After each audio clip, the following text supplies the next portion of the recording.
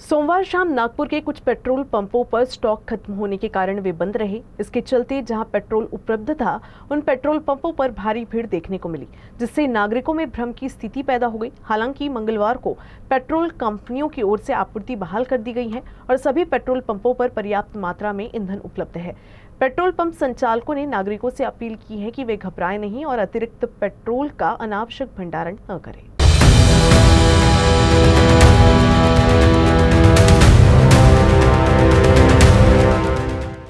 सोमवारी रात्री नागपुरातील अनेक पेट्रोल पंप बंद होते। यामागे मुख्य कारण होतं की पेट्रोलचा स्टॉक नसणं। मात्र यामुळे शहरामध्ये थोडीशी पॅनिक सिच्युएशन निर्माण झाली आणि जिथे पेट्रोल अवेलेबल आहे तिथे नागरिकांच्या रांगा दिसून आल्या। मात्र स्थिती नियंत्रणात आहे आणि कंपन्यांकडून देखील पुरवठा सुरू झालेला आहे आणि नागपुरातील जवळपास सर्वच पेट्रोल पंपवर दुपारपर्यंत पेट्रोल पुरवठा नियमितपणे सुरू होईल। त्यामुळे नागरिकांनी काळजी करण्याचं कारण नाही, पॅनिक होण्याची गरज नाही, असं पेट्रोल पंप चालकांनी आवाहन केलं आहे। नाही, पेट्रोल सप्लायबद्दल सध्या काही प्रॉब्लेम नाही आहे। शनिवारी बँक हॉलिडे होता आणि रविवारीसुद्धा बँक बंद होती आणि ऑइल कंपनीनी या युद्धामुळे एक पॉलिसी केली आहे की जे पण लोकांना सप्लाय पाहिजे पेट्रोल पंपला तो सप्लाय ॲडव्हान्स पेमेंटवर आहे।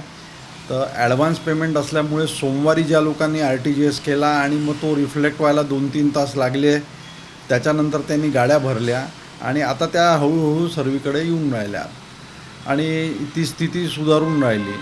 आणि दुसरा मला असं आव्हान करायचं आहे लोकांना की लोक पण काय करून राहिले की ज्यांना 2 लिटर किंवा 1 लिटर पेट्रोलने भागतं 4 दिवस, ते लोक 10 लिटर भरून राहिले। त्या पॅनिक बाईंग केल्यामुळे सुद्धा हा प्रॉब्लेम होतो आणि माउथ टू माउथ त्यांना वाटतं अरे शॉर्टेज आहे, आता असं होणार। या परिस्थितीला काही प्रमाणामध्ये ना LPGचा जो शॉर्टेज झाला आहे, त्या LPGच्या शॉर्टेजमुळे लोकांना असं वाटतं की पेट्रोल डिझेलचंही शॉर्टेज होणार, पण सध्या ती परिस्थिती नाही आहे। पुढे जे पण काय सरकारकडनं किंवा सरकारी ऑइल कंपन्यांकडनं निर्देश असेल त्याप्रमाणे होईल। नाही, घाबरायचं मुळीच कारण नाही आहे आणि मी हे आव्हान करतो की कोणी पॅनिक बाईंग करू नका। काय होतं की ज्याला आज 1 लिटर होतो तो 4 लिटर भरेल, तर बाकी 3 लोकांचा त्यांनी हक्क मारल्यासारखा होतो आणि शेवटी सध्या तरी ही काही परिस्थिती अजून आलेली नाही आहे की आपण पॅनिक बाईंग करायचं, डब्यात ठेवायचं, आपल्या गाड्या फुल करायच्या, त्यांनी त्यांचे पैसेही ब्लॉक होतील आणि त्यांच्या या कारणामुळे बाकी जे लोक आहे ज्यांना मिळू शकतं नाही, परिस्थिती निभावू शकते, ते लोकांना वंचित राहतील पेट्रोल घेण्यापासून। कॅमेरा पर्सन दिनेश सातपुतेसह राहुल जोशी, USN न्यूज, नागपूर।